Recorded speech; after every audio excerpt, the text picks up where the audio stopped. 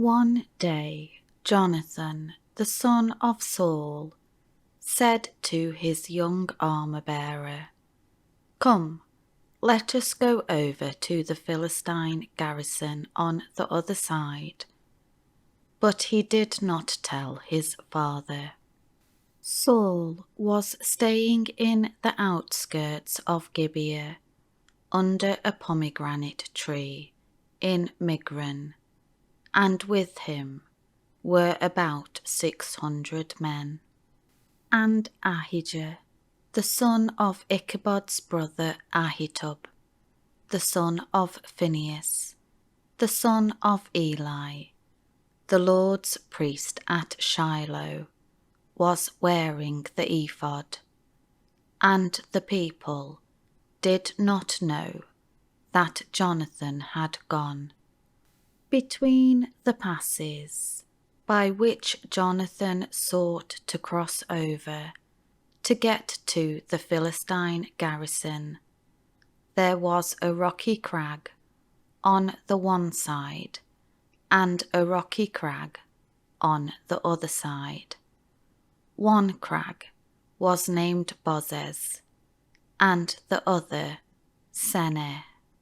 The one crag was on the north, in front of Michmash, and the other on the south, in front of Geber.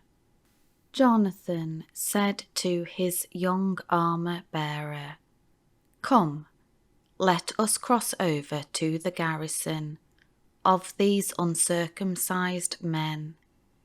It may be that the Lord will work for us, for there is nothing to prevent the Lord from saving, whether by many or by few."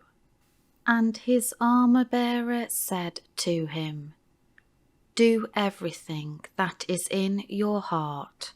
Mind, here I am with you, in whatever you think best." Jonathan said, "See now, we are going to cross over to the Philistine men and reveal ourselves to them. If they say to us, 'Wait until we come to you,' then we will stand in our place and not go up to them.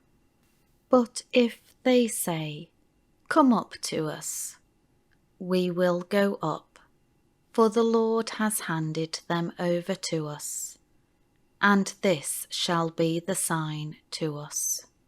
When both of them revealed themselves to the garrison of the Philistines said, "Look, the Hebrews are coming out of the holes where they have hidden themselves."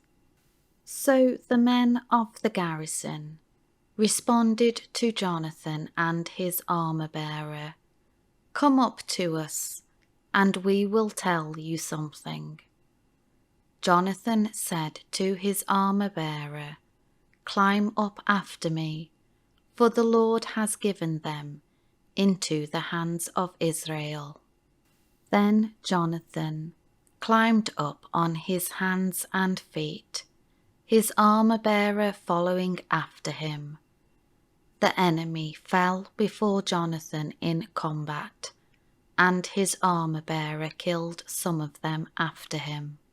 That first slaughter which Jonathan and his armor-bearer made was about 20 men, within about half a plough, furrow, in a plot of land, the area of which a yoke of oxen could plough in a day. And there was trembling in the Philistine camp, in the field, and among all the people.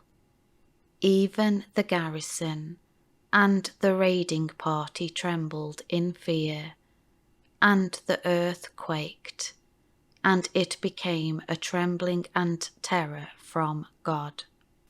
Saul's watchmen in Gibeah of Benjamin looked, And behold, the multitude melted away, and they went here and there. Then Saul said to the people with him, Take account, and see who has left us. When they had taken account, behold, Jonathan and his armor-bearer were missing. Saul said to Ahijah the priest, Bring the ark of God here, for at that time the ark of God was with the sons of Israel. While Saul talked to the priest, the commotion in the Philistine camp continued and increased. So Saul said to the priest, Withdraw your hand. Then Saul and all the people who were with him rallied and went into the battle. And behold, every Philistine man's sword was against his companion in wild confusion.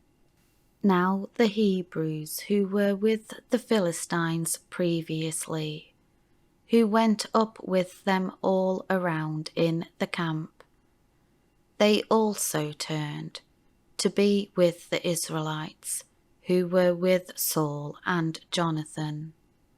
When all the men of Israel who had hidden themselves in the hill country of Ephraim heard that the Philistines had fled, they too pursued them closely in the battle. So the Lord saved Israel that day, and the battle spread beyond Bethaven. But the men of Israel were hard pressed that day, because Saul had put the people under a curse, saying, Cursed be the man who eats food before evening, and before I have taken vengeance on my enemies. So none of the people ate any food. All the people of the land came to a forest, and there was honey on the ground. When the people entered the forest, the honey was dripping, but no man put his hand to his mouth to taste it, because the people feared the oath of Saul. But Jonathan had not heard when his father put the people under the oath. So he put out the end of the staff that was in his hand, and dipped it into a honeycomb. And then he put his hand to his mouth, and his energy was restored. But one of the people told him, Your father strictly put the people under an oath, saying, Cursed be the man who eats food today. And the people were exhausted and hungry. Then Jonathan said, My father has troubled the land with his foolish curse. See how my energy is restored, because I tasted a little of this honey. How much better it would have been if only the people had eaten freely today from the spoil of their enemies which they found. For now the slaughter among the Philistines has not been great. They struck the Philistines that day from Michmash to Aijalon, and the people were very tired. When night came and the oath ended, the people rushed greedily upon the spoil. They took sheep, oxen, and calves, and slaughtered them on the ground, and they ate them raw with the blood still in them. Then Saul was told, "Look, the people are sinning against the Lord by eating the meat with the blood." And he said, "You have violated the law and acted treacherously.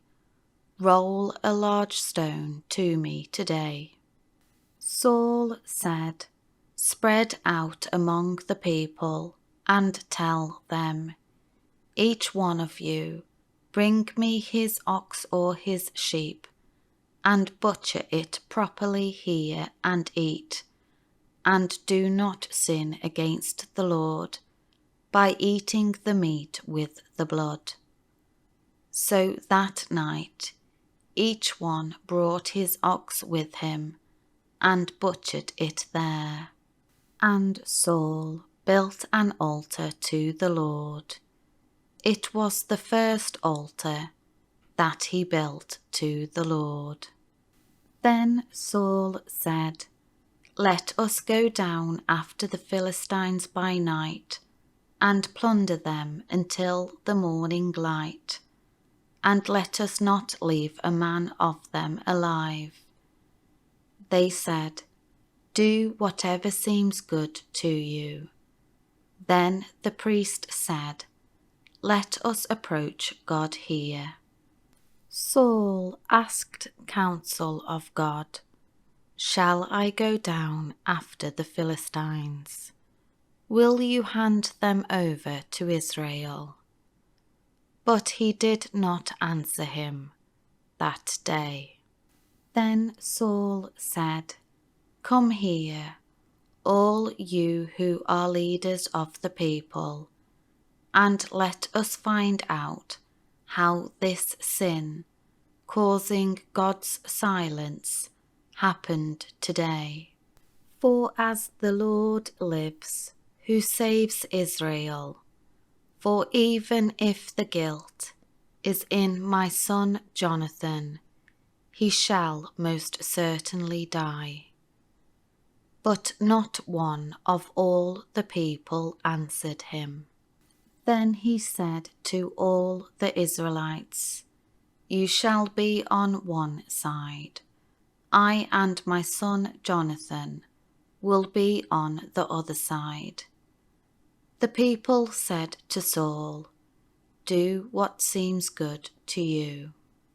Therefore Saul said to the Lord, the God of Israel, "Give a perfect lot, identifying the transgressor." Then Saul and Jonathan were selected by lot, but the other men went free. Saul said, "Cast lots between me and my son Jonathan." And Jonathan was selected. Saul said to Jonathan, "Tell me what you have done." So Jonathan told him, "I tasted a little honey with the end of the staff that was in my hand. Here I am, I must die." Saul answered, "May God do so to me, and more also, if I do not keep my word. For you shall most certainly die, Jonathan." But the people said to Saul, "Must Jonathan, who has brought about this great victory in Israel, be put to death? Far from it. As the Lord lives, not one hair of his head shall fall to the ground, for he has worked with God this day." So the people rescued Jonathan, and he was not put to death. Then Saul stopped pursuing the Philistines, and the Philistines went to their own place. When Saul assumed control of the kingdom of Israel, he fought against all his enemies on every side: Moab, The sons descendants of Ammon, Edom, the kings of Zobah, and the Philistines. Wherever he turned, he inflicted punishment. He acted valiantly and defeated the Amalekites and rescued Israel from the hands of those who had plundered them. Now Saul's sons were Jonathan, Ishvi, and Malchishua. The names of his 2 daughters were these. The name of the firstborn was Merab, and the name of the younger, Michal. The name of Saul's wife was Ahinoam, the daughter of Ahimaaz. The commander of his army was named Abner, the son of Ner, Saul's uncle. Kish was the father of Saul, and Ner, the father of Abner, was the son of Abiel. Now the war against the Philistines was severe, brutal, relentless, all the days of Saul. And whenever Saul saw any mighty or courageous man, he recruited him for his staff.